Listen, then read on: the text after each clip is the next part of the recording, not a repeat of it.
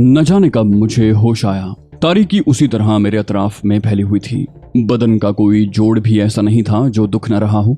बड़ी मुश्किल से हाथ उठाकर बदन के मुख्तलिफ हिस्सों पर फेर कर देखा और अपनी चोटों का अंदाजा लगाने लगा। ये पता न चलता था कि किस जगह चोटें नहीं हैं। पूरा जिस्म फोड़े की तरह दुख रहा था, सर चकरा रहा था। यूं महसूस हो रहा था जैसे मैं बुलंदी से नीचे गिरता जा रहा हूँ। जब्त की कोशिश के बावजूद हलक से बुलंद होने वाली चीखें न रोक सका और उन चीखों के जवाब में कुछ फासले पर दबी दबी हंसी और कहकहों की आवाज़ें सुनाई दी। शायद वो कैद खाने के सिपाही थे जिन्होंने मेरी मुरम्मत के फ़राइज़ अदा करने में भरपूर हिस्सा लिया था। बहुत जल्द ये हकीकत वाज़े हो गई कि मुझे तारीक और भयानक तहखानों में से किसी एक में फेंक दिया गया है जिनका जिक्र मैं सुन चुका था। और ये मकरूह आवाज़ें मुजरिमों की थी जो यहाँ बंद किए गए थे। उन्हीं संग दिलों के कहकहे हथौड़े बनकर मेरे जहन पर देर तक बरसते रहे। चकराते हुए जहन को बमुश्किल संभाल कर मैंने गुजरे हुए वाक़यात का तज्जिया किया और मुझे कॉलिन वॉश याद आया जिसने मुझे गुस्सा दिलाकर यहाँ तक पहुँचा दिया था। मेरे कुचले हुए दिलो दिमाग में मुसर्रत की एक लहर दौड़ गई। अगर उस शख्स ने साजिश के तौर पर एक फ़लस्तीनी को आयदूश के कैद खाने में पाकर उसे अजियत देने का प्लान बनाया था तो इसके नतीजे में खुद उसे भी अपनी जिंदगी के बदतरीन लम्हात से दो चार होना पड़ा था। मुझे यकीन था कि इस मुलाकात को वो अरसा दराज तक फरामोश नहीं कर सकेगा, बल्कि शायद जिंदगी भर फरामोश न कर सके। मेरे छोड़े हुए कुछ नकूश उसके लिए दायमी बन गए थे। अब इसके नतीजे में मुझे किसी भी कैफियत से गुजरना पड़े, ये बात की बात थी। काफी देर के बाद आंखें अंधेरे में कुछ देखने के काबिल हुई तो अंदाजा हुआ कि मैं लोहे के एक ऐसे पिंजरे में पड़ा हुआ हूँ जिसकी लंबाई, चौड़ाई और बुलंदी उतनी ही है जितनी चिड़ियाघर में कैद किसी दरिंदे के पिंजरे की होती है। हाथों से छूकर सलाखों की मोटाई और मजबूती का भी अंदाजा लगाया। हर सलाख तकरीबन 1 इंच के कतर में थी। थोड़ी देर के बाद एहसास हुआ कि फर्श भी गीला है। दाएं बाएं गौर किया तो मालूम हुआ कि हशरातुल अर्ज भी रेंग रहे हैं। ऐसे कीड़े मकोड़े जो ठहरे हुए गंदे पानी में अक्सर पैदा हो जाते हैं, उनमें लाल बेग बड़ी तादाद में थे जो न जाने कब से मेरे बदन पर रेंग रहे थे। एक गोशे से बू के भपके भी उठ रहे थे, गोया ये हवाई ज़रूरिया का इलाका था। दूसरी जानिब टीन के एक कनस्तर में पानी भरा हुआ रखा था। उसके करीब ही एल्युमिनियम का मग था। ये पानी शायद पीने के मसरफ में आता होगा। मेरी तबीयत मतलाने लगी। पता नहीं कब से उस कनस्तर में पानी था और बदबूदार हो चुका था।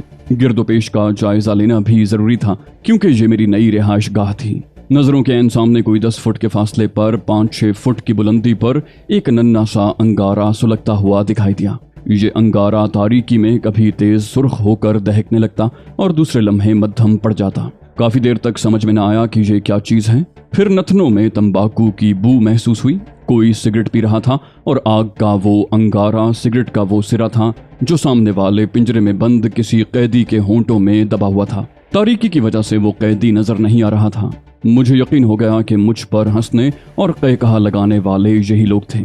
पता नहीं क्यों जहन झुंझला गया। उस जगह के माहौल ने तबीयत मुकद्दर कर दी थी और सोच रहा था कि यहाँ सांसें कैसे लूंगा। ये कैद तो फांसी के फंदे से भी बदतर थी। हर लम्हा अजियत का हामिल था। दफतन सामने वाली समत से आवाज सुनाई दी, हे सूरमा, सिगरेट पियोगे?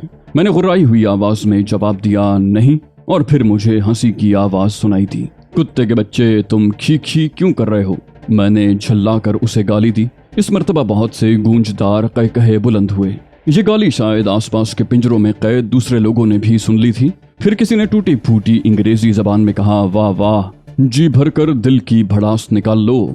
यहाँ नाराज होने वाला कौन है? हम लोग ठंडे पड़ चुके हैं। तुम अभी नए हो, जिस्म में खून गर्म है। जब तुम भी ठंडे पड़ जाओगे तो हमारी जबान के जौहर भी देख लेना। इस आवाज के साथ ही कहकहों का एक तांता सा बंधा और बेहंगम सीटियों की आवाजें तहखाने में गूंजने लगी। मैंने सोचा चुप हो जाना ठीक नहीं होगा, उसमें खतरात बढ़ जाएंगे और जाहिर है ये जगह शरीफ लोगों की नहीं है। अगर उनके दरमियान शराफत और खामोशी इख्तियार करने की कोशिश की तो जिंदगी मजीद सब्र आजमा हो जाएगी।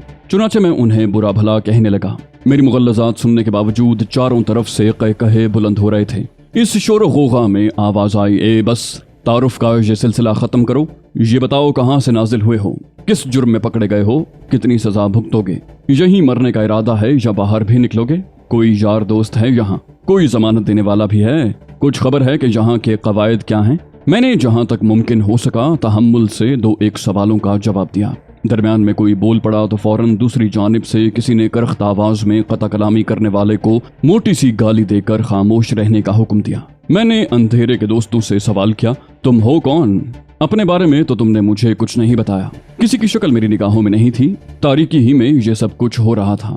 बड़ी अजीब बात थी। अगर एक लम्हा भी गौर करने को मिल जाता तो उन लोगों से नफरत की बजाय हमदर्दी महसूस होती। ये सब मौत को अपना मुकद्दर समझ चुके थे और इस कैफियत से गुजर रहे थे कि जहां मौत का एहसास भी बेबस हो जाता है, इंसान बिलाखिर उसे भूलने पर मजबूर हो जाता है। ये अस्पताल में पड़े हुए उन लबे गोर मरीजों की तरह थे जिन्हें अपनी मौत का यकीन हो, लेकिन वो जबरदस्ती खुशी के चंद लम्हे हासिल कर लेना चाहते हों। अलबत्ता फितरतन ये लोग जरा मुख्तलिफ थे। अगर उनसे उनकी जबान में बात न की जाती तो ये मुतवज्जे न होते या सिर्फ मजाक उड़ाते रहते। चुनाचे मैंने भी उन्हीं की जबान इस्तेमाल की। वो शख्स जिससे मैंने उसके बारे में मालूम किया था, पता चला कि यहाँ का सरदार है, यानी सब कैदियों को उसके हुक्म पर चलना पड़ता है। उसने मुझे भी अपने रोब में लेने की कोशिश की, लेकिन मैंने उसकी ये बर्तरी कबूल न की। उन लोगों की दुनिया के यही आदाब थे। यहाँ जो जरा हल्का पड़ गया, बस गया अपनी जान से। जिसने दलेरी का मुजाहरा किया, जम गया। अपना तारुफ करवाने का ये तरीका इस दुनिया में बेहद कारामद समझा जाता था और हरीफों पर उसका असर भी पड़ता था। मैंने सलाखों के साथ लगकर जहां तक नजर जाती थी देखा कि सभी अपने पिंजरे से लगे लगे मुझे देखने का शौक पूरा कर रहे थे। आंखें अब अंधेरे से मायूस हो रही थी। एक आवाज सुनाई दी, आदमी जानदार मालूम होता है। दूसरे ने तायद की। तीसरे ने तबसरा किया कि किसी को कत्ल करके आया है। चौथे ने हाँक लगाई, अपने बारे में पूरी बात बता, छुपाता क्यों है? मैंने कहा, नई दुनिया के नए दोस्तों, क्या पूछना चाहते हो? सिर्फ ये समझ लो कि आइदूश के अफसर आला की ठुकाई करने की पादाश में यहाँ पहुँचाया गया हूँ। इससे पहले मैं आर्गोमाइन का कैदी था। वहाँ 2-4 पहरेदारों को जहन्नम रसीद कर चुका हूँ। अब आइदूश लाया गया हूँ। इससे ज्यादा कुछ कहने की जरूरत महसूस न हुई। सब दम बखुद रह गए थे।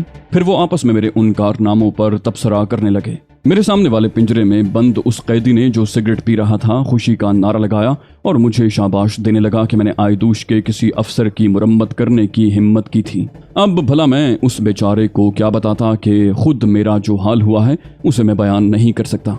जो मुरम्मत मेरी हुई है उसके असरात मेरे बदन पर कैसे कैसे गुल बूटे छोड़ गए हैं। टटोलने ही से नाक सूजी हुई महसूस होती थी। चेहरे पर जगह जगह खून लगा हुआ था। बदन पर खराशें और चोटें अलग तकलीफ दे थीं। बहरहाल दिल बहलाने का अच्छा जरिया हाथ आया था। खास तौर से अंदरूनी बदबू से छुटकारा पाने के लिए जरूरी था कि मैं अपने जहन को मसरूफ रखता। आहिस्ता आहिस्ता खुद ब खुद उस बदबू का आदी हो जाता। चुनाचे मैंने कहा कि अब तुम लोग भी भौंको, यहाँ कब से पड़े सड़ रहे हो? सामने वाले ने जवाब दिया, मुझे पूरे 2 महीने हो गए हैं। एक और आवाज आई, दूसरे लोगों का भी करीब करीब यही मामला है। वैसे इस तहखाने में कोई शख्स 3-4 माह से ज्यादा जिंदा नहीं रहता। कोशिश करो मेरे भाई कि यहाँ से निकल जाओ। ये कैद खाना नहीं, सही मानों में जहन्नम की ब्रांच है। यकीन न आए तो किसी और से पूछ लो। दाएं जानिब से आवाज आई, ये सच कह रहा है। सिर्फ एक शख्स ऐसा था जो यहाँ 8 माह कैद रहा और जिंदा बच निकलने में कामयाब हो गया, लेकिन आखिर में उसका हाल भी ये हो गया था कि अपने पैरों पर खड़ा होने से कासिर था। सिपाही उसे कंधों पर उठा कर ले गए। सुना है कि वो यहाँ से जाते ही कुछ अरसे के बाद मर गया था। मैंने पूछा, तुम लोग सजा याफ्ता हो या अभी तुम लोगों पर मुकदमे चल रहे हैं? वो सब हंस पड़े। मुकदमे? फिर वो शख्स बोला, मुकदमे तो पता नहीं कब चले थे।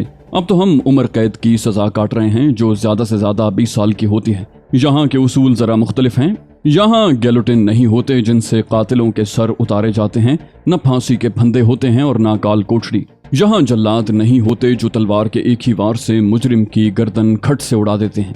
ये 20 साल की उम्र कैद अगर ऐसे तहखानों और पिंजरों में काटनी पड़े तो ज्यादा से ज्यादा 3 माह की मुद्दत में कैदी बाकी कैद से निजात पा जाता है। यानी 20 साल सिर्फ 3 माह में पूरे हो जाते हैं। बताने वाला हंस पड़ा। दूसरे लोग भी दबी दबी हंसी हंस रहे थे, लेकिन उस हंसी में जो कराहें शामिल थीं वो मेरे दिल से टकरा रही थीं। मैंने कहा, मैं तुमसे इख्तिलाफ रखता हूँ दोस्तों। आखिर यहाँ मर जाने की वजह क्या है? मान लिया कि ये तहखाना बदबूदार है, यहाँ ताज़ा हवा नहीं आती, मगर आदमी चाहे तो अपने आप को बहलाते हुए इन चीज़ों का आदी बना सकता है और ज्यादा अरसा जिंदा रह सकता है। क्या यहाँ खाने पीने को ढंग से कुछ नहीं मिलता? कोई शख्स बोला, नहीं भाई, भूख प्यास कोई चीज नहीं होती। यहाँ गोश्तखोर चूहे कसरत से मौजूद हैं जो रात को नमूदार होते हैं और जो कैदी ख्वाब गफलत में फर्श पर पड़ा मिल जाए उसे नोच नोच कर चट कर जाते हैं। सुनो, यहाँ के जरूरी उसूलों को समझ लो। खबरदार फर्श पर कभी न सोना। पिछली दीवार में लकड़ी का एक लंबा तख्ता ठुका हुआ है। हमेशा उस पर आराम करना। दूसरी बात ये कि अगर कोई चूहा तुम्हें काटे तो उसे मारना मत, वरना वो मुश्तिल हो जाएगा और फिर तुम्हें सुकून नहीं लेने देगा। बस उसे जूते या कपड़े के जरिए भगा देना। मैंने कहा, ओहो, तुम लोग मुझे खौफजदा करने की कोशिश कर रहे हो। वो चूहा होता है या आदमखोर शेर?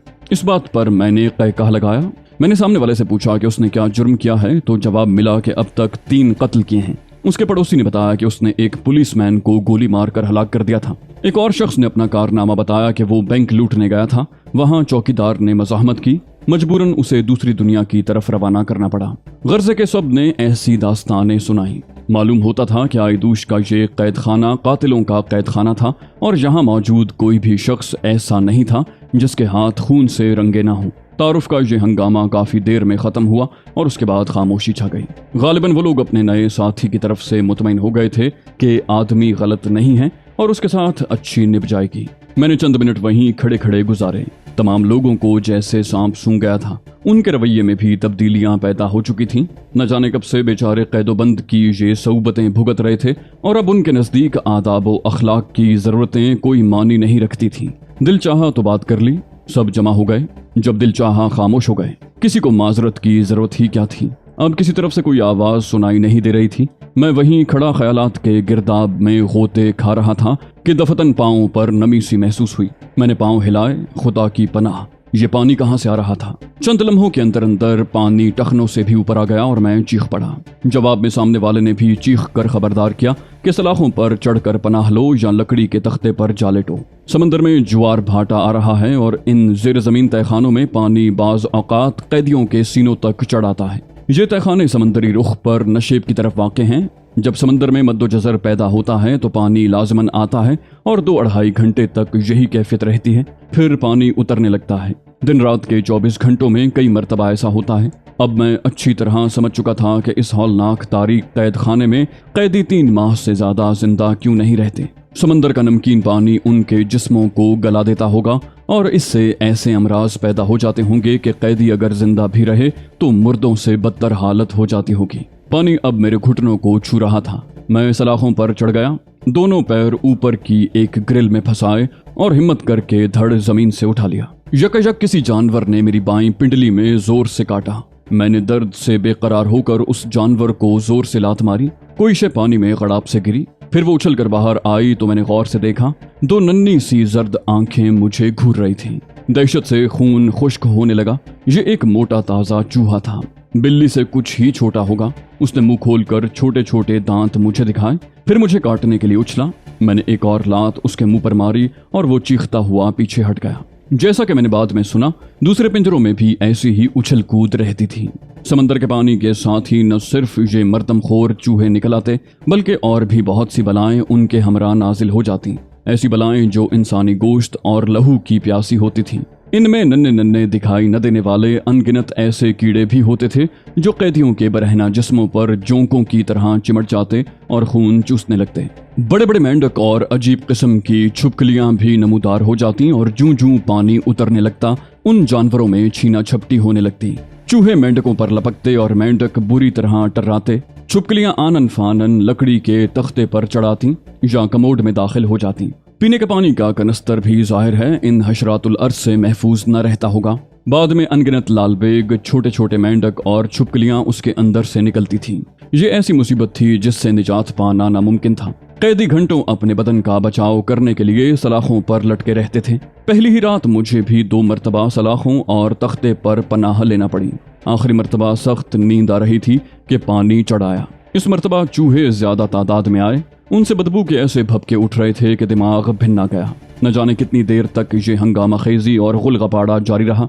गालियां गूंजती रहीं। पानी उतरने के बाद 2-2 इंच मोटी कीचड़ की नागवार तह फर्श पर जम गई, जिसे साफ करके पिंजरे से बाहर फेंकना भी कैदियों के फराइज में शामिल था। मद्दोजज़र की ये सूरत चांदनी रातों में ज्यादा बढ़ जाती होगी, क्योंकि चांदनी रातें समंदर के लिए जौलानी की रातें होती हैं और समंदर की ये जौलानी न जाने इस हौलनाक कैद खाने में फंसे हुए कितने कैदियों के लिए मौत का पैगाम बन जाती होगी। लेकिन मैंने एक खास बात और महसूस की थी कि यहाँ मौजूद तमाम कैदी इन तकलीफ दे सूरतों के आदी हो चुके थे। अंदाजे के मुताबिक मुझे 3 दिन और 3 रातें गुजर चुकी थीं, लेकिन यूं लगता था जैसे मैं रोजे अव्वल से ही यहाँ कैद हूँ। इस दौरान में 2 मरतबा कैदियों को खाना मिला और पीने का पानी बदला गया। 2 सिपाही राइफलें संभाले अपनी नाकों पर सफेद रुमाल बांधे एक दिन नमूदार हुए। उनके साथ घटिया दर्जे के 4 आदमी और भी थे जिन्होंने हर कैदी के पिंजरे की सफाई की। उसमें से जो गलाजत निकली वो उन्होंने एक बड़े ड्रम में उलट दी और सफाई के बहाने मजीद गंदगी फैलाकर चले गए। जाहिर है इस गंदगी से जहरीली फजा में ज्यादा देर जिंदा रहने के इम्कानात बिल्कुल नहीं थे। चौथे रोज खाना बांटने वाले सिपाहियों के पहरे में आए। उनमें से एक ने बड़ी होशियारी से एक छोटा सा पैकेट मुझे थमा दिया। मैंने हैरत से ये पैकेट वसूल किया और तख्ते के नीचे छुपा दिया। जब वो चले गए तो मैंने पैकेट खोल कर देखा। उसमें खाने पीने की कुछ साफ सुथरी चीजें और एक कागज का पुर्जा भी निकला। मैंने कागज के पुर्जे को आंखों के बिल्कुल करीब करके उस पर निगाह डाली। रिचर्ड की तहरीर थी। माय डियर मिस्टर खान, तुम्हारे बारे में हमें इल्म हो चुका है कि तुम पिंजरे में पहुंचा दिए गए हो और ये भी पता चल चुका है हमें कि तुमने आयदूश के किसी अफसर की जबरदस्त मुरम्मत कर डाली है। वो अफसर अस्पताल में है और दूसरे हुकाम को इल्म हो गया है कि उसने तुमसे बदसलूकी की थी, जिसके नतीजे में तुमने उसका ये हशर किया। इस बदसलूकी की तफसील तो हमें नहीं मालूम हो सकी। बहरहाल हम अपने मखसूस जराए से ये मालूम करने में कामयाब हो गए हैं कि तुम्हें उस पिंजरे में नहीं रखा जाएगा बल्कि आयदूश के कैद खाने में पहुंचा दिया जाएगा और मुमकिन है बहुत जल्द हमें भी आयदूश का सफर करना पड़े। अजीज दोस्त, डटे रहना, वहाँ के हालात से खौफजदा न होना और ये मत सोच बैठना कि अब तुम्हारी जिंदगी की शाम करीब आ गई है। फिलहाल हमारी तरफ से बेशुमार दुआएं कबूल करो। ये थोड़ी सी चीजें हमने अपनी खुराक में से जमा की हैं क्योंकि हमें इस बात का इल्म है कि तहखाने में जो खुराक दी जाती है वो खाने के काबिल नहीं होती। मुमकिन है हम कल भी तुम्हें खुराक रवाना करें। इससे अपना काम चलाओ। तुम्हारे मुखलिस रिचर्ड और वासुदेव। मेरे दिल में उनके लिए बड़ा एहतराम पैदा हो गया था। बेचारों ने मुसीबत में गिरफ्तार होने के बावजूद न जाने किस तरह मेरे लिए ये ईसार किया था। मैं काफी देर तक उस पर्चे को पढ़ता रहा, बार बार पढ़ा और उसके बाद उसे फाड़कर एक जगह डाल दिया। यहाँ से उसके सही सालिम किसी के हाथ लग जाने का खतरा नहीं था, इसलिए मैं मुतमईन हो गया। उस शाम मैंने खाना नहीं खाया, लेकिन रात को जब मुझे भूख लगी तो मैंने वो पैकेट खोलकर अपने दोस्तों के भेजे हुए तोहफे को बरज़ा और रग़बत खा लिया। दूसरे कैदियों को इस बारे में हवा भी न लगने दी। रात को तख्ते पर लेटकर माजी के झरोकों में झांकने लगा। ऐसे लम्हात में माजी जिंदगी का सबसे कीमती सरमाया होता है और ख्यालात की आज़ादी इंसान को जिंदा रहने का मौका फराहम करती है। चुनाचे मैं फिर अपने माजी में खो गया। जिंदगी के खुशगवार लम्हों को चुन चुन कर तलाश किया और अपने जहन को सुकून फराहम करने लगा। ऑलिव हार्वर्ड का ख्याल आया, अपने साथियों का ख्याल आया। अब उन साथियों के लिए तो सोचना भी हिमाकत था। मोरना और हाइकर मारे गए थे। मिस्टर एडलर, जैसा कि उन्होंने कहा था, वहां से निकाल दिए गए होंगे। खुदा करे वो मीटिंग कामयाब हो जाए। मिस्टर एडलर के जरिए कम से कम ये बात तो सबको मालूम हो जाएगी कि मैंने अपनी मुहिम की अंजामदही के सिलसिले में काफी काविशें की थीं, लेकिन तकदीर साथ न दे सकी। ऑलिव हार्वर्ड का ख्याल आया तो जहन में बहुत से दूसरे ख्यालात भी पैदा हो गए। वो शख्स मेरे सिलसिले में बहुत पुरजोश था, लेकिन मुझे गिरफ्तार करने के बाद वो इस कदर ठंडा क्यों पड़ गया? अपने इंतकाम की आग को सर्द करने के लिए तो उसूलन उसे ये चाहिए था कि मुझे फौरी तौर पर अपने साथ अमेरिका ले जाता और अगर हुकूमत के हवाले न करता तो कम से कम उन इसराइलियों के हवाले कर देता, वो जो मेरी मौत के ख्वाहां थे और मुझे पाने की खुशी से फूले न समाते। लेकिन ऑलिव हार्वर्ड कोई लंबा ही खेल खेलना चाहता था। जैसा कि उसने कहा था, इस कैद खाने में मेरी जान भी जा सकती थी। मुमकिन है उसने इसी तरह मुझसे इंतकाम लेने का फैसला किया हो। मैं उस वक्त भी हलाक हो सकता था जब जेल के अफसर को बचाने वाले मेरी मुरम्मत कर रहे थे, लेकिन इस सूरत में ऑलिव हार्वर्ड को अपने मिशन में नाकामी हो जाती। बहर कैफ इन तमाम बातों को सोचकर दिमाग को परेशान करने से कोई फायदा नहीं था।